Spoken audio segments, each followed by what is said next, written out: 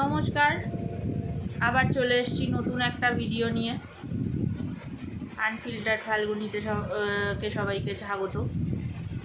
আজকে কালকে বন্ধু নিয়ে বিশেষ কিছু বলছিলাম, তাতে আজকে একটা খুব ভালো কথা চোখে পড়লো, যেটা আমার মনে হলো যে এখানে খুব জাস্টিফাইড বলাটা, তাই হয়তো আমি কথাটা বলছি। এটা হচ্ছে, সবাই জীবনে না বন্ধু হয় না, বন্ধু রূপে শত্রু হয়, এটাও সত্যি কথা। যারা দাবি করে নিজেদেরকে বন্ধু, তারা যে বন্ধু নয়, এটার কিছু প্রমাণ আমি দিতে পারি। যে কথাগুলো বললে হয়তো তোমাদেরও মনে হবে হ্যাঁ তাই তো, এরা তো বন্ধু নয় জীবনে, তাই না? সেটা হচ্ছে সবাই বন্ধু হয় না। তার কিছু উদাহরণ হচ্ছে, ক্লাসে দেখবে কোনো মেয়ে থাকে, যে মেয়েটা নোটস থাকা সত্ত্বেও সবসময় বলে যে না নেই, বা সে ক্লাসে গেছে, সে পড়াশোনা দেখেছে, অথচ সে বলছে যে না আমি কিছু দেখিনি বা আমি কিছু দিতে পারবো না, যে মুখের উপর না করে দেয়, সে কিন্তু আমাদের বন্ধু না।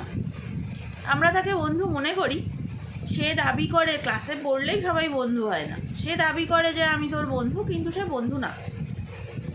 সেরকমই কাউকে হয়তো তুমি কোনো কষ্টের কথা বলছো কোনো বন্ধুকে বসে, সে হয়তো সব শুনলো, শুনে টুনে তারপর তোমাকে বলছে দেখ কী করবি, তোর ব্যাপার, তুই বোঝ, আমি এখানে কি করব বল।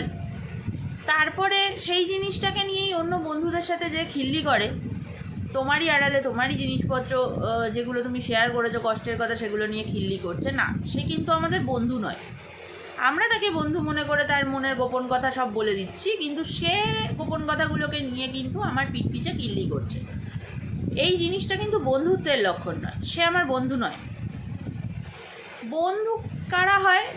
যারা বন্ধু না, সত্যি কথা বলতে বন্ধু একটা ছোট্ট শব্দ হলেও শব্দটা খুব ভালো এবং খুব পবিত্র।